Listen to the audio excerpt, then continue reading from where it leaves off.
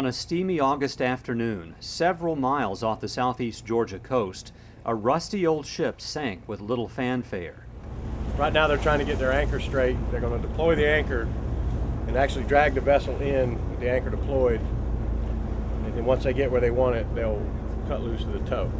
The research vessel Jane Yarn, a 63-foot-long former U.S. Navy vessel used for research off the Georgia coast, slipped unceremoniously beneath the waves.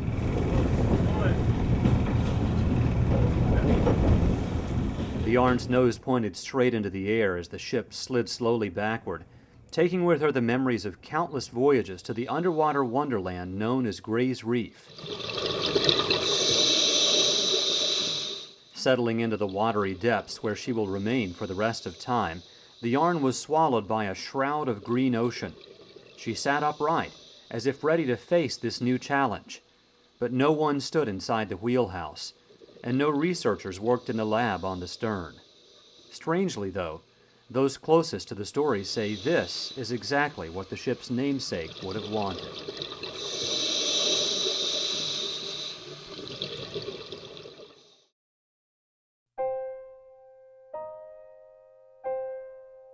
Jane Hurt was born on October 15, 1924 in Greenville, South Carolina, and raised as an only child on a farm in rural Alabama. While a student at Converse College, Jane met the love of her life, medical student Charles Yarn. And I went home, and that's when I said to my mother, I've just met the woman I'm going to marry if she'll have me. I think I just immediately sort of fell in love. And it was total and complete. I never felt that way before, but I just knew.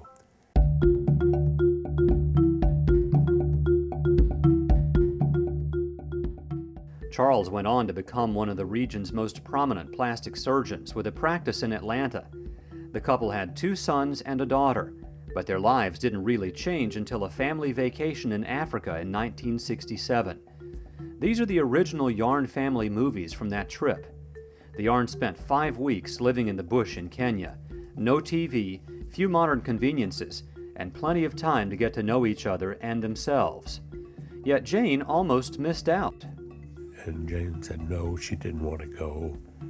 But at the last minute, she changed her mind and went with a big stack of books, by the way, that she took. She never looked at a single book. Africa is Africa, and you don't look at books when you're in Africa. There's so much to see. Charles admits he went there for the big game hunting, but Jane found something much deeper in the wilds of the continent. She came home with a newfound love for the environment and a burning desire to make sure it was protected. She had always been interested in the land, and she recognized what was happening there. And on the plane, on the way home, she said, Charlie, I'm not going to let happen to my country what's happening here, if I can help it. The trip ended when the Yarns returned to Georgia, but Jane's journey had just begun.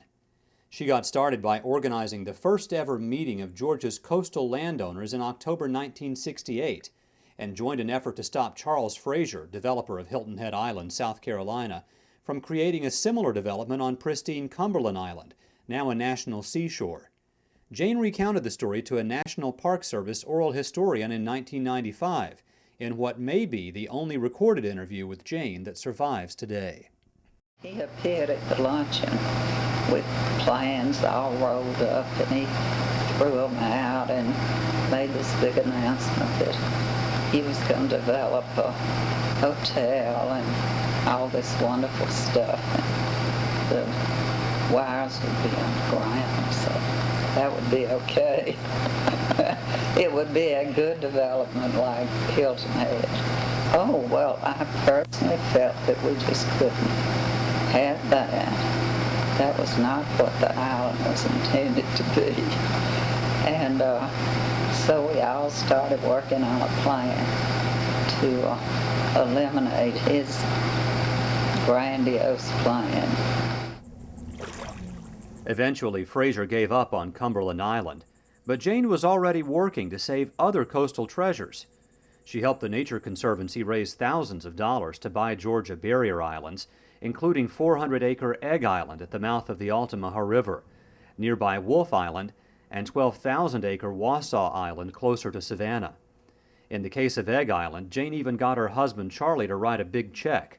Thousands read about her work in a full-color article in the Atlanta Journal-Constitution magazine in 1969. So she did it. She took matters in her own hand, got it done, and then got it in the right place with the U.S. Fish and Wildlife Service. Today, Little Egg Island is a place that time forgot, a priceless buffer protecting the fragile marshes of coastal Georgia.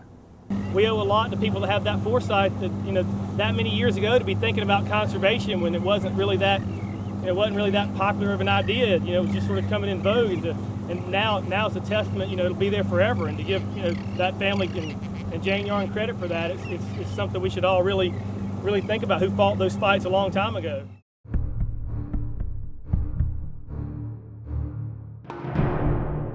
There were bigger battles to come. On May 25, 1968, the Savannah Morning News broke a story about oil giant Kerr McGee's plans to mine phosphate on islands off the Georgia coast. Tens of thousands of acres would be affected, and precious marshlands would be destroyed. Glenn County State Representative Reed Harris was determined to stop the destruction before it was too late. And I had been with marine scientists that told me that organisms so small they can't be seen except by a microscope are in the marsh, and the food chain progresses, comes up to the crabs and oysters and shrimp and fish, and that the marsh is feeding fish 50 miles offshore. It was an uphill battle, but Harris found an ally in his efforts to save Georgia's coastal marshes. The first day of the legislative session in 1969, a lady came to my desk and said that the Georgia women's clubs are meeting in Atlanta right now. Would you come and speak to them? Turned out to be Jane Yarn. Jane galvanized the more than 20,000 Garden Club members in Georgia to write the governor and other leaders in support of Harris's legislation. She got ecology students at the University of Georgia on board as well.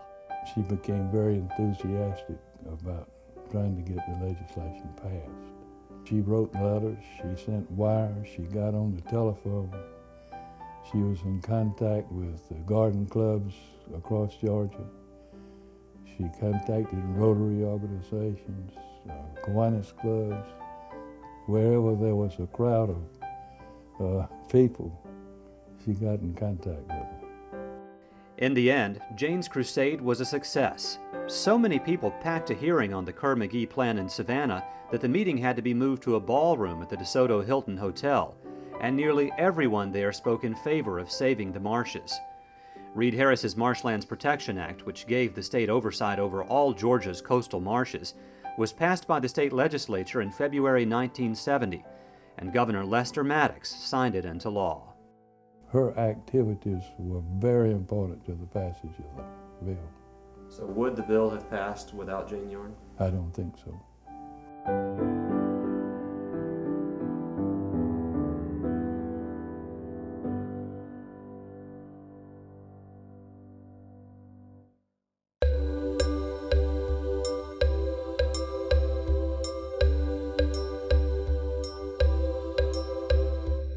But Jane's passion didn't stop at the coast.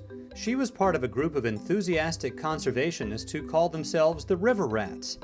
The band of outdoorsmen and women fought to save the banks of Metro Atlanta's Chattahoochee River from developers. There was a piece of land out on the Chattahoochee called Jones Bridge Park, and wasn't a park then, it was called Jones Bridge.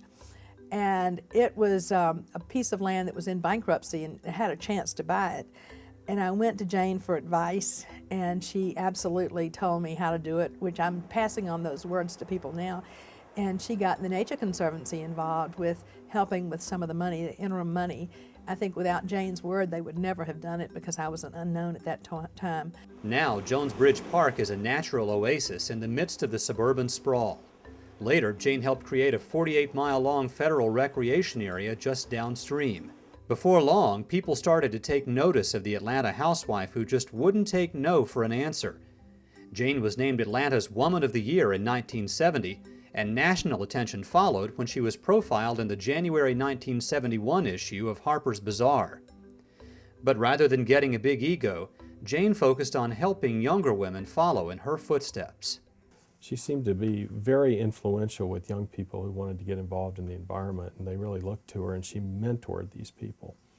And that started even when she started working on the coast, when she was just beginning in all that. There seemed to be these people that looked to these younger people who were like really bright and really energetic and excited about the environment and preservation and conservation and such.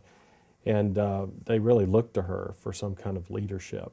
She hired me for my job at the Nature Conservancy. She was chairman of TNC when I came to work here 19 years ago. And I consider her a mentor, somebody that I would love to think I was somewhat like. In any case, she was a great person to model yourself after, and I didn't want to disappoint her.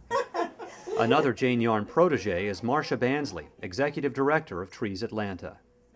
There were just so many ways that she was helpful, and she helped me connect up with important people in the state legislature. She helped me connect up with the governor's office, just all kinds of ways. And, you know, it takes a person who really understands themselves and who has courage to mentor the young ones. Jane's work endeared her to conservationists, but made her the bane of developers and their allies in state government.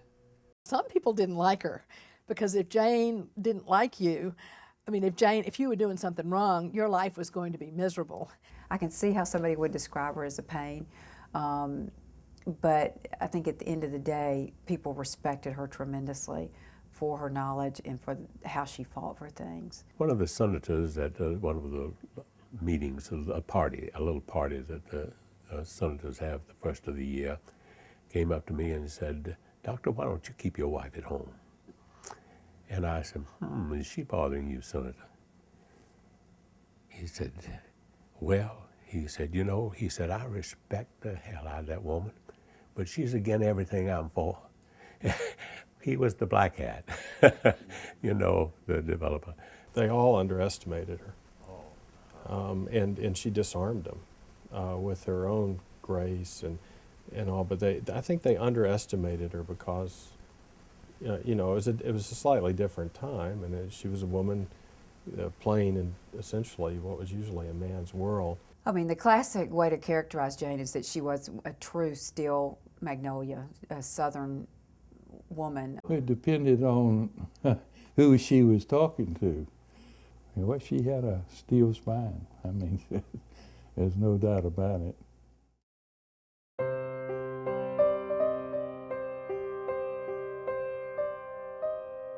In just a few short years, Jane had changed Georgia forever. Then she met a man who would help her change the nation, Georgia's governor and future U.S. President Jimmy Carter. Well, I would say she was ubiquitous and ever-present. I think all of us members of a state government felt that she was a strongly positive factor, sometimes even maybe an irritant, because when she got her mind set on something that should be good for Georgia, she was what some people would call overly persistent. And she was attractive enough and sensitive enough about the idiosyncrasies of state legislators and governors, you might say, so that her persistence was not a negative factor. It was a positive factor. Later, after Carter was elected to the White House, Jane followed him to Washington, where she served on his Council for Environmental Quality. Jane toiled on many projects for President Carter's administration during her 3.5 years in the Capitol, but it was the courage she mustered in the final days of Carter's term that had the most lasting effect. At the height of the Iran hostage crisis and the fallout from the Soviet invasion of Afghanistan, Jane walked into the Oval Office and insisted that President Carter sign an order creating 3 national marine sanctuaries, or underwater national parks. Some might say it was a gutsy move for this little Southern lady. Well, I probably looked on it as a welcome vacation from dealing with the Soviet Union and dealing with the Iranians and dealing with other problems that I had on my plate. And this was, in effect, in my own mind, not a doubtful or controversial or difficult answer to give, because it was Jane, and I had great respect for her judgment, but because of the natural advantages of the project. So it was an easy yes. Jane, we'll do it.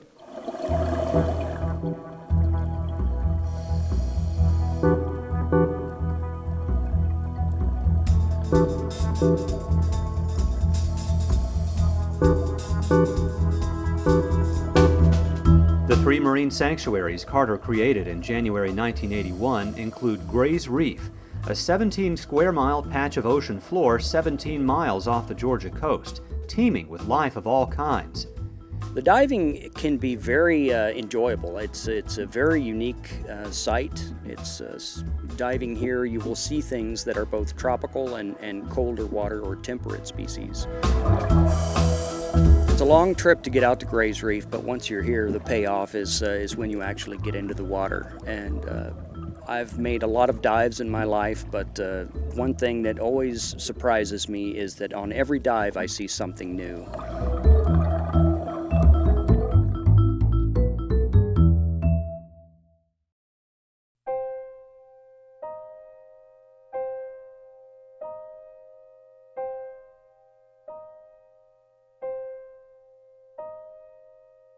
After Carter's administration came to an end, Jane returned to Georgia, continuing her work, receiving more honors, and spending time with her family. But in the early 90s, this tiny Southern woman with a warrior's heart faced an enemy even she could not stare down. Breast cancer, first diagnosed and treated in the 1970s, returned, and this time the battle could not be won. Jane Hurt-Yarn left this world on October 18, 1995.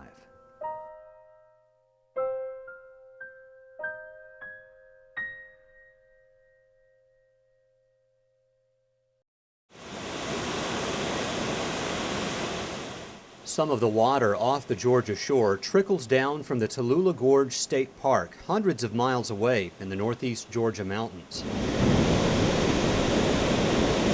The Tallulah River plummets over a hydroelectric dam and into a 1,000-foot deep canyon more than 2 miles long as it winds its way to the sea.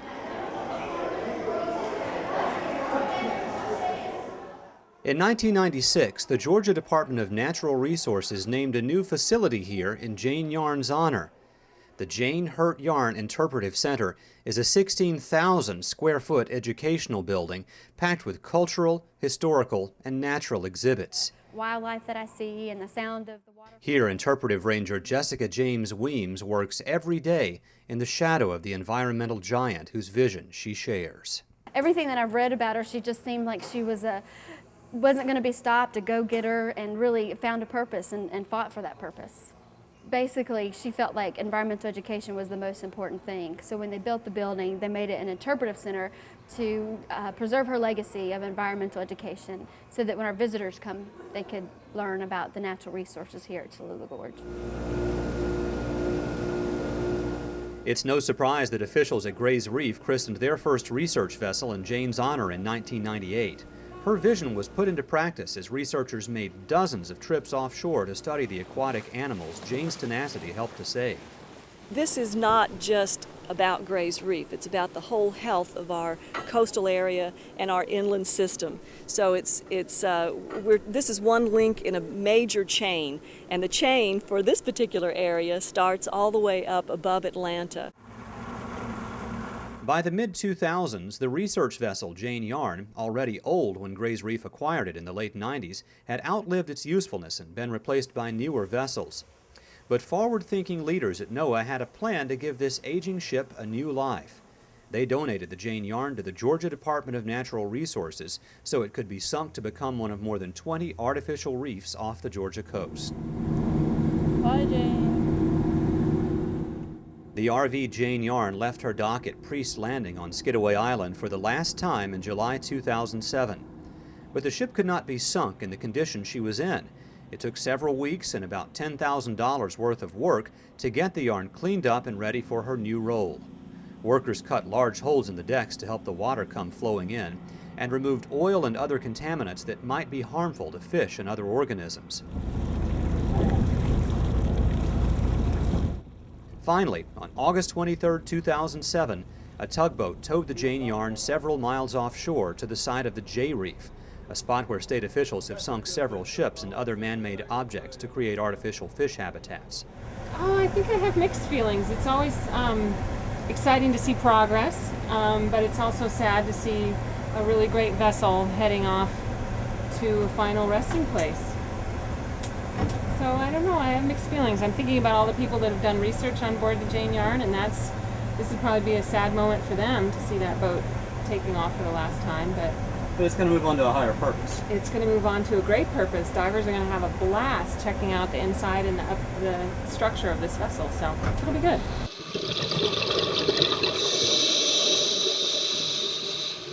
She came to rest upright on the bottom, more than 70 feet down. This is the first video of the yarn underwater, shot just after she sank.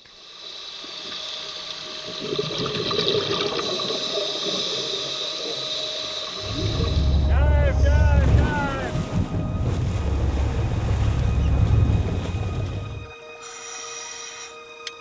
In December 2007, 4 months later, divers returned to the scene to see if any animals were making their homes in the wreck.